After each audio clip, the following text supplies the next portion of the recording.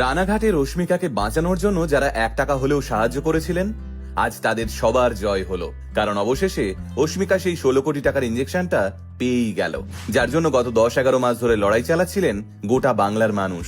হ্যাঁ, গত বুধবার অর্থাৎ 18 জুন কলকাতার পিএলএস হাসপাতালে অস্মিকাকে দেওয়া হলো সেই 16 কোটি টাকার জোলজেন্সমা ইঞ্জেকশন, যেটা না পেলে অস্মিকা বাঁচতেই পারত না। আর এটা পুরোটাই সম্ভব হয়েছে আপনাদের লড়াইয়ের জন্য। আপনাদের অক্লান্ত লড়াইয়ের কারণেই একটা ফুটফুটে শিশুর জীবন, একজন অসহায় বাবার হৃদয় আর একজন নাছোড়বান্দা মায়ের প্রার্থনা, এই তিনটেই একসঙ্গে জিতে গেল।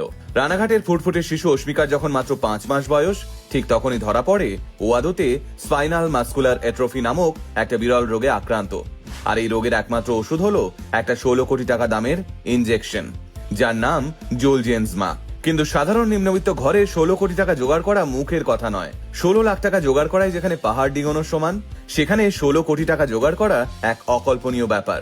কিন্তু আমরা এটা ভাবলেও নিজের সন্তানের মুখের দিকে তাকিয়ে একজন মা বাবা কি সেটা ভাবতে পারে? ঠিক সেই কারণেই অস্মিকার মা ও বাবা নিজেদের মেয়েকে বাঁচানোর জন্য মৃত্যুর সঙ্গে এক অসম লড়াই লড়তে নেমেছিলেন।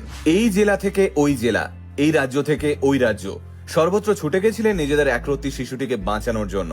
ডাক্তাররা জানিয়ে দিয়েছিলেন 24 মাস পেরোনোর আগেই অস্মিকাকে এই 16 কোটি টাকার ইঞ্জেকশন দিতে হবে। কিন্তু এইটুকু সময় কিভাবে জোগাড় হবে 16 কোটি টাকা?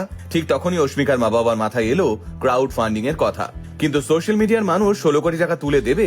এরা তো সারাক্ষণ নিজেদের শো অফ করতে অথবা কোনো হুজুগে গা ভাসাতে ব্যস্ত।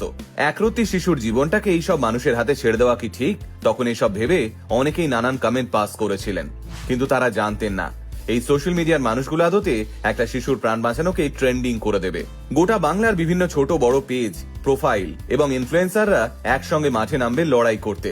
আর তার জেরেই সাধারণ মানুষ থেকে সেলিব্রিটি, সংবাদপত্র থেকে মিউজিক কনসার্ট, সর্বত্র আলোচনার কেন্দ্রবিন্দুতে চলে এসেছিল অস্মিকা। ঠিক সেই সময় অস্মিকার কথা তুলে ধরেছিলাম আমরাও।